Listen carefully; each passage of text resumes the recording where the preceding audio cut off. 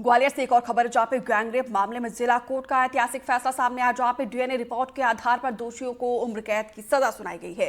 पीड़िता के मुकरने के बाद कोर्ट ने डीएनए रिपोर्ट को बनाया आधार और पीड़िता ने यहां पे आरोपियों को पहचानने से इनकार कर दिया है। पुलिस भी कोर्ट में लगा चुकी थी।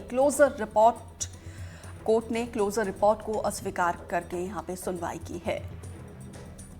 देव श्रीमाली हमारे साथ लगातार बने हुए हैं। देव जी, क्या पूरा अपडेट, क्योंकि ये ऐतिहासिक फैसला बताया जा रहा है। बिल्कुल बिल्कुल, ये बहुत ही ऐतिहासिक फैसला है क्योंकि बहुचर्चित केस था।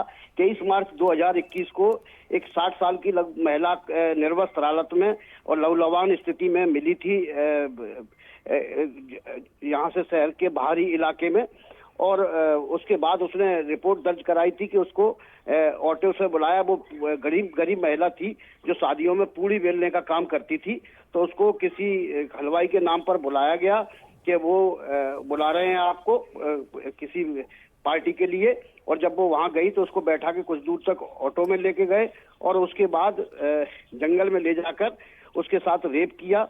और जब उसने विरोध किया तो उसको चाकुओं से गोदकर निर्वस्त्र हालत में वहीं फेंक गए।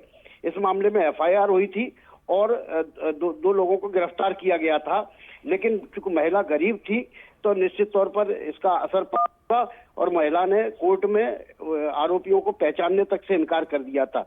इसी का आधार बना के पुलिस ने इसमें क्लोजर रिपोर्ट भेजी थी और ये भी कहा था कि जो आरोपी है वो उस समय घटना स्थल पर मौजूद नहीं था, कहीं दूसरी जगह मौजूद था। लेकिन कोर्ट ने इस क्लोजर रिपोर्ट को नहीं माना, ट्रायल पे ले गई और ट्रायल में जो डीएनए रिपोर्ट आई, वो डीएनए रिपोर्ट के आधार पर कोर्ट ने दोनों आरोपियों को आजन्म कारावास की सजा भी सुनाई और पीड़िता को 1 लाख रुपए मुआवजा देने का भी आदेश दिया। तो ये एक बड़ा ऐतिहासिक फैसला है कि कोर्ट ने कहा कि जिस तरह के जो रेप के केसेज होते हैं वो किसी की जो पीड़ित महिला होती है उसकी आत्मा पर ऐसा घाव है जो जीवन भर नहीं भरता, आत्मसम्मान और सामाजिक प्रतिष्ठा को भी नष्ट कर देता है।